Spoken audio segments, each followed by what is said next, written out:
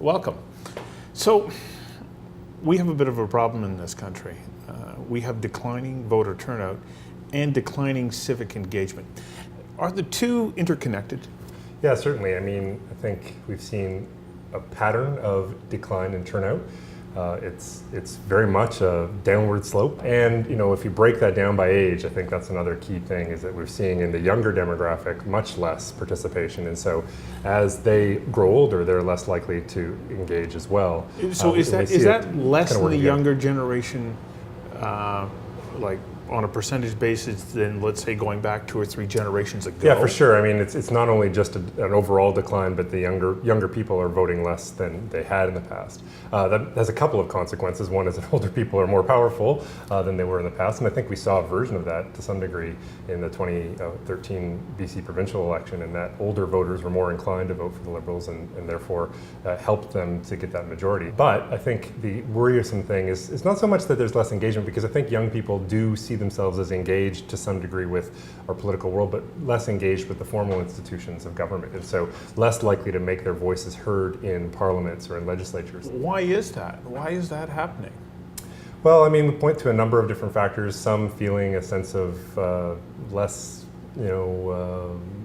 strength, less opportunity, less control over our institutions, and feel that the purpose of voting is very ephemeral or so indirect that it doesn't seem to count. I think also there's an increasing idea that that they can be more effective in other ways, and so in non-traditional ways. Also, I think there's less deference. Canadians in general are less inclined to be deferential toward political institutions and our civic obligations. So certainly people in the Second World War generation would have felt that they were obliged to vote and that it was a duty to vote, and they would have felt that need to get out there and vote. Today's youth might be less inclined to feel an obligation to do it. They might see that as an opportunity and a welcome opportunity, but not necessarily something they have to do because that's their role as a citizen. But this is how we get the government that reflects our values. How do you wind up growing up in a country that reflects your values if you don't participate? Yeah, I mean, I think that it's an easy question for me to answer yes, but I think that we try in everything we do as educators, certainly I do, to encourage people, their interest in politics and then their participation. We try to pass that on to another generation in terms of, with the youth that I encounter. And we hear tons of stories. I do a lot of work with former politicians who are trying to encourage more people to get involved in legislative life, and they always tell stories about how 1 or 2 votes actually matters a great deal, because inevitably one of them won one time either their nomination or their actual general election ballot by only a handful of votes, and so they know that every vote counts. So what are the 5 top contributing factors that we have seen leading to this decline in voter turnout?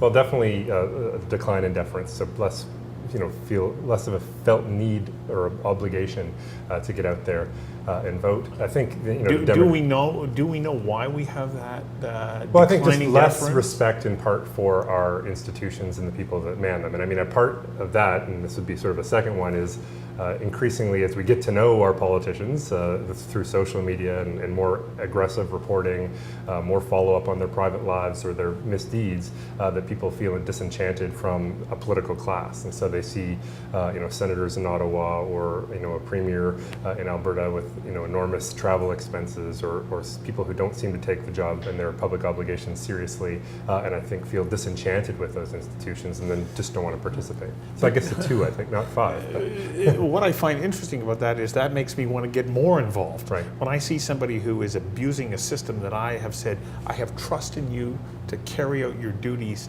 to the best of your ability because of your commitment to the principles that we live by in this country, and you don't do it, well, I want to get engaged and get you out of there. Definitely. I mean, I think that should be a motivation. That's part of what we want people to realize, is that a vote has consequences and it has that opportunity to make those changes. So there's a societal shift that's happening. When you say there's this lack of deference, and you point out the fact that we're getting to know our politicians rather intimately because they're covered in great depth. Even though the journalism landscape is changing, the model has changed, there's still a tremendous amount of information about politicians that's out there that wasn't there 15, 20, 30 years ago.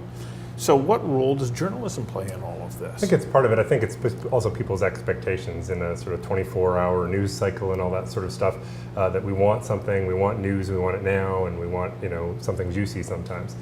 Certainly lots of comparable misdeeds in the past by elected politicians that were sort of left to their private lives. Politicians' private life, however sordid it may have been, was often kept private, and we didn't see, their family lives and the rest as a feature of their candidacy or even of their profile and personality publicly. But increasingly, politicians have moved in that direction, looking to cash in to some degree on the family man or the family woman, those kinds of characteristics that they think help make them electable. So that makes their families and their personal lives a bit more of a fair game.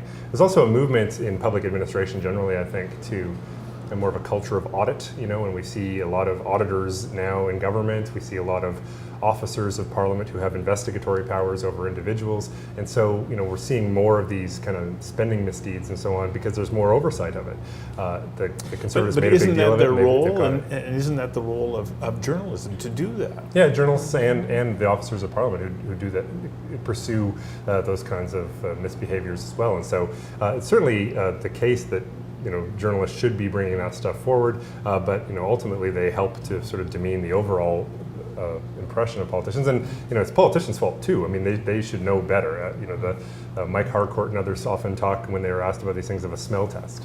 If you don't pass the smell test for your expense account or your flights or your living allowance, then probably not going to work for the general public either. And most people should know better, and often they don't.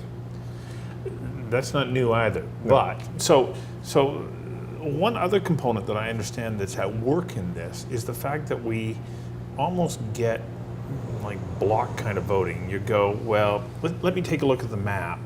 This riding is going Liberal, that one's going NDP.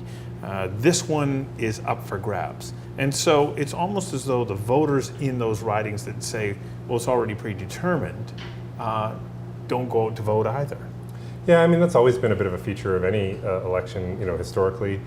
We've had strong patterns of regional support for different political parties in Canada.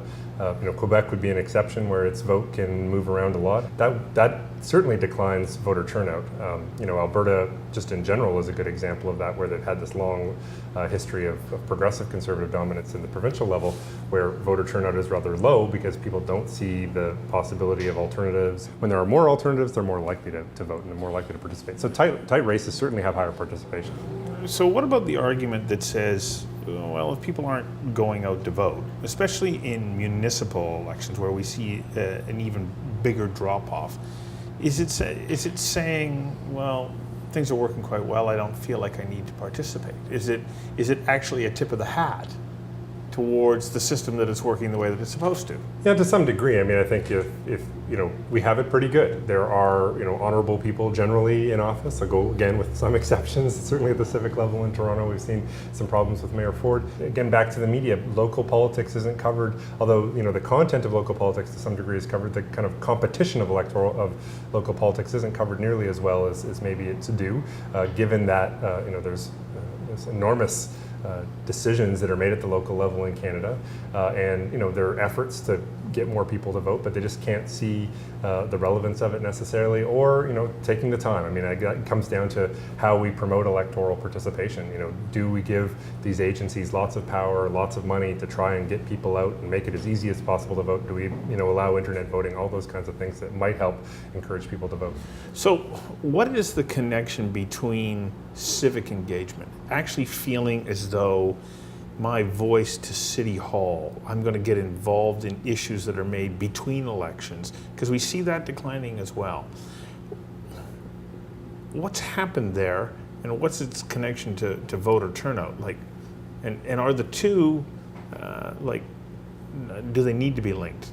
Yeah, I mean, I think to some degree that's true. I would say also, though, that we've seen a lot more effort on the part of governments, either at the local level or provincial or national, to be more consultative. I mean, there's a lot of consultation is a real catchphrase these days in government, either consulting stakeholders in the case of local residents, or interests that are affected by pipelines and all that sort of stuff. And we're seeing it at the local level actually quite a bit. And when there's a failure of that at the local level, we tend to see it demonstrated very vigorously. I think governments can kind of coast a little bit on how much they want to consult, but they will learn it when they're not doing enough. And so I think that definitely is part of it. I think it's also the motivation. Again, if you talk to former politicians, as I've had the great chance to do over the last couple of years, they talk about the issues that got them into politics. And there are often things at a local level that got them engaged in their neighborhoods, in their communities,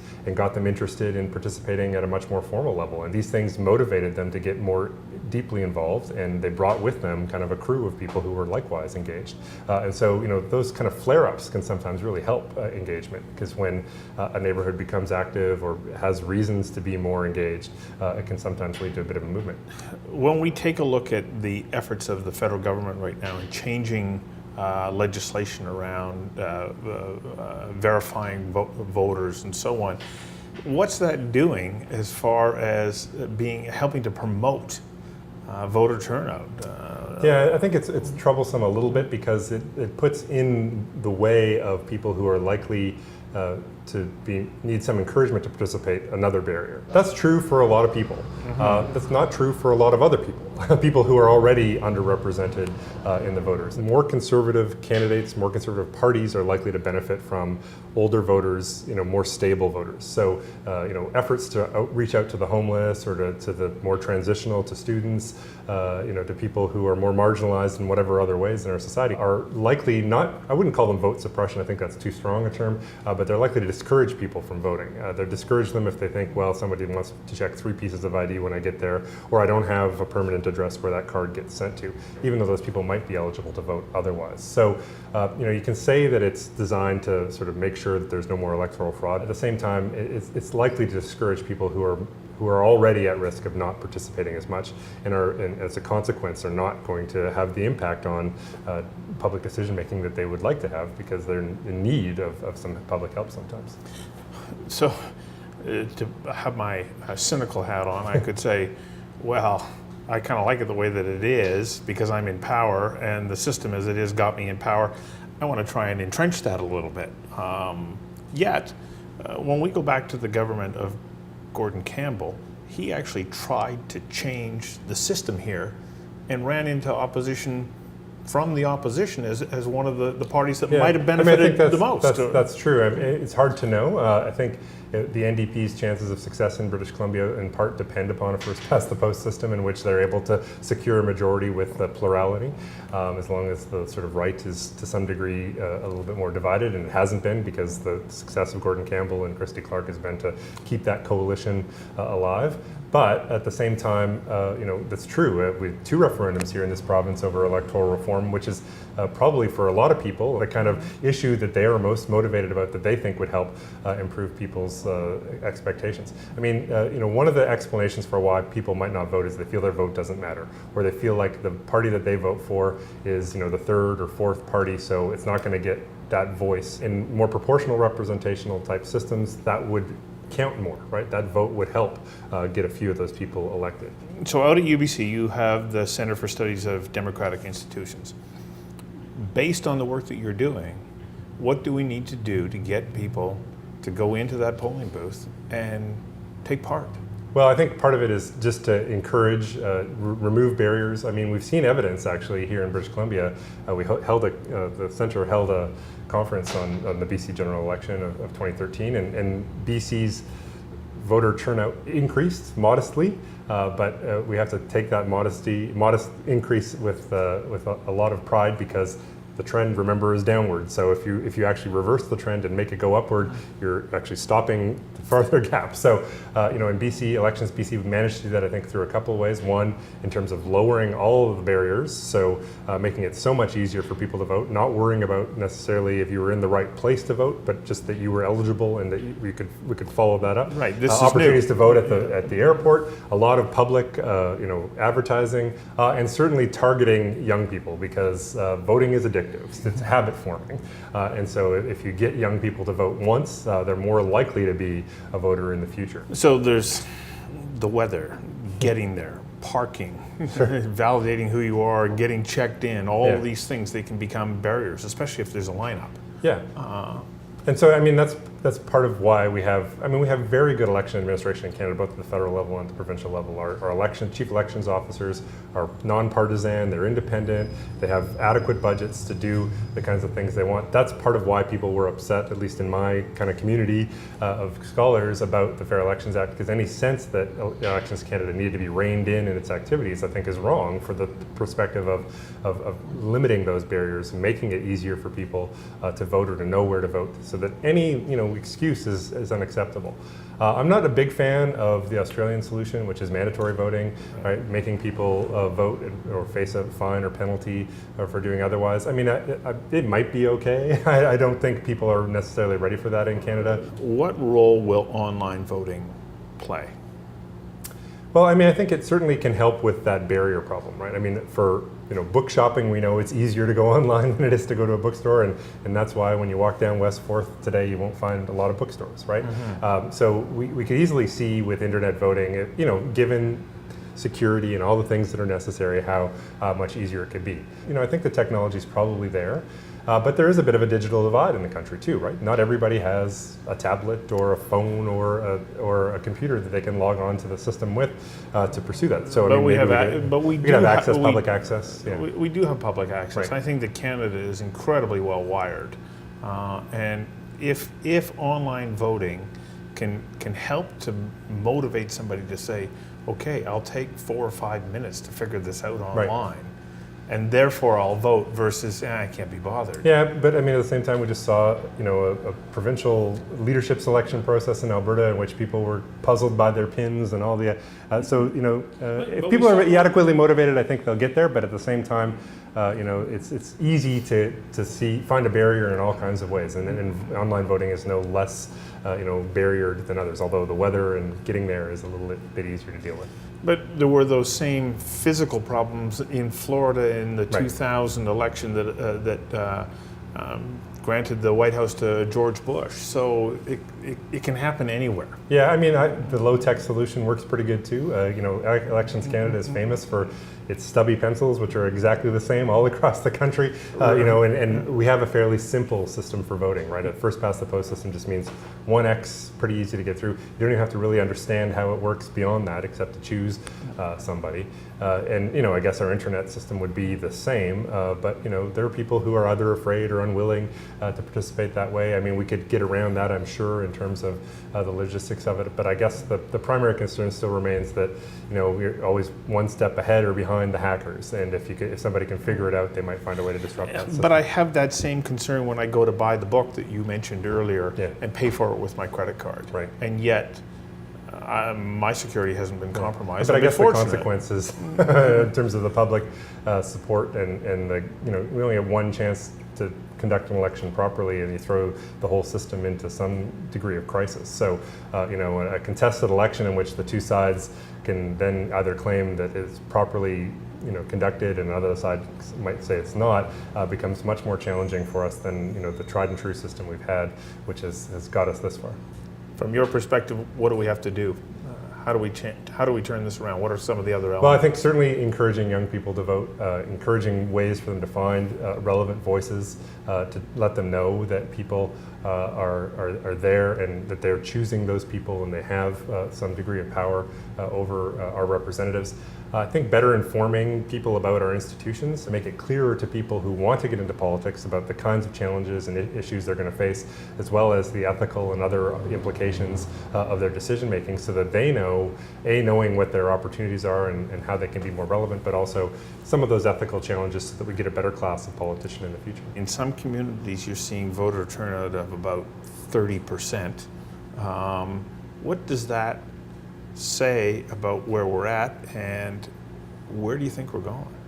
Well, I mean, I think that's kind of at the norm. In fact, local government's always historically been pretty low in terms of turnout. I think anything that the system can do to improve turnout, I think, is a good thing. Whether you can demonstrate the need, if the issues at the local level are motivating people, they should be more aware. Sometimes political party competition, like here in Vancouver, helps, I think, because it sort of helps people see their alternatives a little bit clearer. Any media attention is good, but we see outside of the Lower Mainland anyway, closing of newspapers and things like that make it harder to know what the issues are at a local level. Local media will make a big difference to that. So it's a bit disheartening to think, especially because political scientists, and I'm not necessarily one of them that does this, but often talk about the importance of decision making at the local level and how critical it is, how direct and close it is, but at the same time people are less inclined to participate. In a first past the post system with 30%, right? That means that 15.1%. Not even. It can be less than half of that. Well, if there's more than one candidate for, let's say, the mayor's seat. But if it's just a two-person race, then it's 15.1%. If it's a three-person race, well, now it's getting down to 10, 11%. That small group makes the decision about who's going to affect the direction of the community that you call home for a number of years. Is that really democracy? Well, it's not. I mean, that's the problem. I mean, it's a good sample. 30% is a decent sample from a social science perspective, but that's what we get. And so I think if friends and neighbors need to be told that that's exactly what can happen if they don't turn out to vote, and need to be reminded of that if they complain about the decisions that are made in the future. Did you vote? And if you talking to somebody at a dinner party or a cocktail party says no, then blame them for whatever unhappy decisions. And I do. I say you have no right to complain. That's right. I mean, they have no right to complain, and they're at fault if you collectively don't agree with the decisions that are being made. So, what happens if 10 years from now it drops further? Do we then start to entertain the Australian model? Yeah, I'm not really sure where the floor is. I mean, maybe there's a motivated segment of the population that's always going to be in. Maybe we're getting close to that. I don't think we've hit the bottom yet. I don't want to see us hit the bottom necessarily, but I think there's still certainly potential, and that's why we want to keep those voter encouragement efforts out there. Well, the thing that motivated me to find this out is I'm quite stunned to see how low the voter turnout is. Yeah. And Canada as a whole, we've been very blessed. We've got a terrific nation, and it's been the coming together of people who have made this work.